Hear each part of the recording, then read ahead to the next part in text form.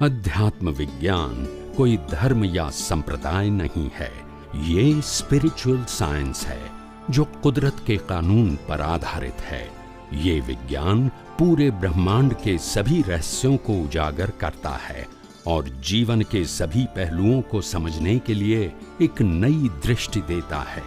इसी को art of vision कहते हैं, दुनिया को देखने की एक नई दृष्टि, जो अध्यात्म विज्ञानी परम पूज्य स्वामी श्री कमलेशानंद जी के निर्देशन में सनातन सत्य का अनुसंधान कर हमारे जीवन को प्रकाशित करे। जय सच्चिदानंद।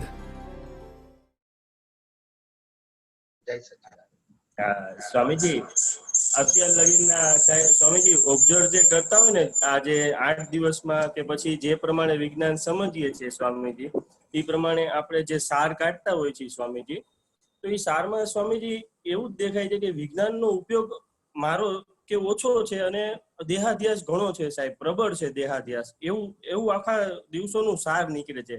એમાં આપણે જે સત્સંગ આ બધું સાંભળે એટલે એનો સાર નીકળે છે કે ભાઈ દેહાધ્યાસ ઘણો પ્રબળ છે અત્યારે, અને વિજ્ઞાનનો ઉપયોગ બહુ આમ 1-2% કા કદાચ 5% હોય એવો હશે, એવું અંદરથી જણાય છે સાહેબ। સાહેબ એક બીજી વસ્તુ સાહેબ એવું થાય છે મને કે આટલું મોટું આ જે દ્રષ્ટિ છે વિજ્ઞાન દ્રષ્ટિ સ્વામીજી, એ એકદમ હાઈ લેવલની દ્રષ્ટિ છે સ્વામીજી।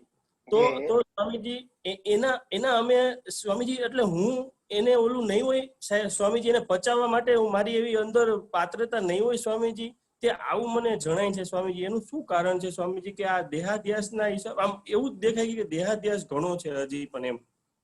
હા, પણ દેહાધ્યાસ છે એ તમને જણાયું સમજાયું એટલે જ નીકળવાની શરૂઆત થઈ ને।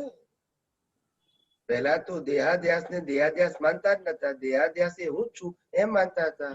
હવે ખબર તો પડી ને કે આ દેહાધ્યાસ કરે છે અને હું એનાથી જુદો છું, હું દેહાધ્યાસ કરનારાને જાણું છું। બરોબર, આટલું તો છૂટું પડ્યું ને। એમ કરતા કરતા ધીમે ધીમે આગળ વધારશે। ખબર પડી ગઈ સ્વામીજી કે આ રીતે અત્યારે જે પેલા તો તમારી વાત સાચી છે સ્વામીજી એકદમ, કે પેલા તો ખ્યાલ જ નહોતો કે આપણે શું કરી રહ્યા। બરોબર છે સ્વામીજી। એટલે શ્રીમદ રાજચંદ્રજીએ કહ્યું છે, છૂટે દેહાધ્યાસ તો નહીં કરતા તું કર્મ, નહીં ભોગતા તું દેહનો, એ જ ધર્મનો મર્મ, એ જ ધર્મથી મોક્ષ છે।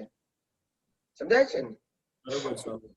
એટલે આ અત્યારે આપણને દેહાધ્યાસ સમજાયું એ પણ સારી વસ્તુ છે કે જે પહેલા ખબર જ નથી, હવે ખબર તો પડી કે આ દેહ જે કરે છે એનાથી હું જુદો છું। અચ્છા સ્વામીજી, તો ઈ જે મારી જરાક અંદર બુદ્ધિની થોડીક દખલ હતી કે આ તું દ્રષ્ટિનો હજી તું એવો મેચ્યોર નથી, આ તું એના માટે આ દ્રષ્ટિ માટે એવી સમજણ બુદ્ધિ એ ઊભી કરી હતી, આ તો સ્વામીજી બરોબર નથી ને? હા, એટલે આમાં શું થાય કે આપણે તો પ્રકૃતિના પક્ષમાં બેસવાનું નથી, પ્રકૃતિ સાથે સંલગ્ન થવાનું નથી, પ્રકૃતિ સાથે જોડાવાનું નથી, પ્રકૃતિમય થવાનું નથી, માત્ર પ્રકૃતિથી મુક્ત રહેવાનું છે। એનું આ વિજ્ઞાન છે। આ વિજ્ઞાનની અંદર પ્રકૃતિ શું કરે છે, પ્રકૃતિ કેવી છે, પ્રકૃતિનો વ્યવહાર કેવો છે, 5 ઇન્દ્રિયોની દ્રષ્ટિ શું છે, અને મન બુદ્ધિ ચિત્ત અહંકાર શું કરે છે, એમાં આપણે ઊંડા ઉતરવાનું નથી। આ બધું જ કુદરતી રચના છે અને હું પોતે આ બધા જ પ્રકારની કુદરતી રચનાથી સર્વથા મુક્ત એવો શુદ્ધ આત્મા છું, એવું સતત લક્ષ્યમાં રહેવું જોઈએ। એટલે કે હું જુદો પણ છું અને હું શુદ્ધ આત્મા છું, અને જે કઈ આ અવસ્થા રૂપે દેખાય છે એ બધું કુદરતી રચના છે। બસ આ રીતે દેખાશે તો ધીમે ધીમે દેહાધ્યાસ ખલાસ થઈ જશે। અને સ્વામી બરોબર છે સ્વામીજી। હવે સ્વામીજી અત્યાર લગી શું છે, બધું કરવાપણામાં બહુ હતું, ધારો કે સામાયિક કરવી, પૂજા કરવી, પ્રતિક્રમણ કરવું, આ બધું કરવામાં બહુ જ હતું, જ્યાં સુધી ન થાય ત્યાં સુધી ચેન નહોતું થતું સાહેબ। આ પહેલાની બધી વાત કરું છું સાહેબ, 1-1.5 વર્ષ પહેલાની। હવે તો ઘણું ધીમે ધીમે સહજ થઈ ગયું છે કે જે રીતે ચાલે એ રીતે કરવું એમ વધારે। તો સ્વામીજી તો મને સ્વામીજી એમ થાય છે સ્વામીજી કે કઈક આમાં તમે હમણાં થોડાક ટાઈમ પહેલા સાહેબ લોકડાઉનમાં એમ આપ્યું હતું કે રાત્રે અડધી કલાક અભ્યાસ કરવાનો શુદ્ધ આત્મા, કે ભાઈ હું આ દેહ થી જુદો એવો ગમે તે વિચાર આવે પણ હું એનાથી જુદો એવો શુદ્ધ આત્મા, જી જી તો સ્વામીજી ઈ એક પ્રયોગ હતો ને સ્વામી, તો એવા પ્રયોગ તમે અમને આપો ને સ્વામીજી, તો અમારા જેવા માટે બહુ હેલ્પફુલ છે અત્યારે સ્વામીજી. એમ એ એક પ્રયોગ તો સારો જ હતો સ્વામીજી, જેનાથી ઈ એવું ફીલ પણ થાય છે સ્વામીજી, અને આપણે આખા દિવસનો જે દેહાધ્યાસનો બોજો હોય ને સ્વામીજી, એ એકદમ આમ નીકળી જાય છે એવા ટાઈમે, અને એકદમ ખાલી થઈ જાય છે આપણે સ્વામીજી, કેમ કે આપણે આપણા ભણી થઈ ગયા હોય છે એટલા માટે સ્વામીજી. તો એવા કોઈ પ્રયોગ સ્વામીજી કે જેથી કરીને આ દેહ થી જુદા આપણે અનુભવ કરી શકીએ આપણો? હા, એટલે એટલે એના બધા પ્રયોગો આપણે આપ્યા છે કે અજપા જાપની વાત કરી છે, હાજી સ્વામીજી. પછી સેન્ટર અને સર્કલ ની વાત કરી છે, હાજી. પછી 1 અને 0 ની વાત કરી છે. આ બધી વસ્તુઓ છૂટા પડવાના પ્રયોગો જ છે બધા.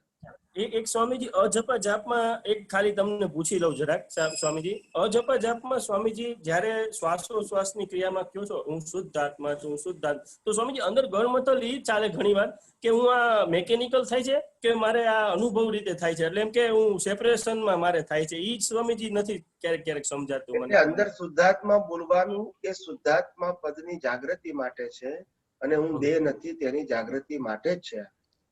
બરોબર સ્વામીજી. ખ્યાલ આવ્યો?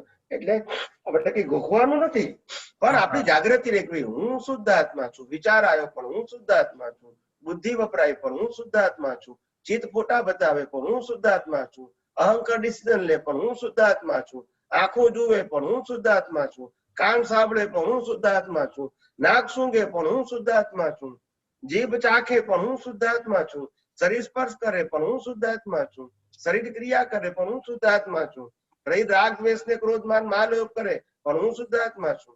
એમ સામેવાળાના મનોવચન કાયા પણ જે કંઈ પણ કરે, રાગ દ્વેષ કે ક્રોધ માન મહાલોભ કે ક્રિયા કરે, તો પણ એની અંદર એ જ શુદ્ધ આત્મા છે કે જે હું શુદ્ધ આત્મા છું. અને આ જે બધી ક્રિયાઓ છે આ શરીરની કે પેલા શરીરની, અંદર કે બહાર, એ બધું જ કુદરતી રચના છે. એટલે છૂટા જોવું એ આપણો પુરુષાર્થ છે. એટલે હું શુદ્ધાત્મા છું બોલીએ છીએ એટલે તે વખતે ગમે તે વિચાર હોય, મન, બુદ્ધિ, ચિત્ત, અહંકાર બધું બાયપાસ કરવાનું, એટલે ઓટોમેટિક તમારું જે સ્વરૂપ છે એનું લક્ષ્ય મજબૂત થયા કરે, અને તમને અંતસ્કરણથી જુદા રહેવાનો અભ્યાસ થાય, દેહથી જુદા રહેવાનો અભ્યાસ થાય, દેહની ક્રિયાથી જુદા રહેવાનો અભ્યાસ થાય. બરોબર છે. પ્રયોગ સ્વામીજી, હાજી સ્વામીજી, ચોક્કસ પ્રયોગ કરું છું સ્વામીજી. હવે ઓકે ઓકે, જય સચિદાનંદ.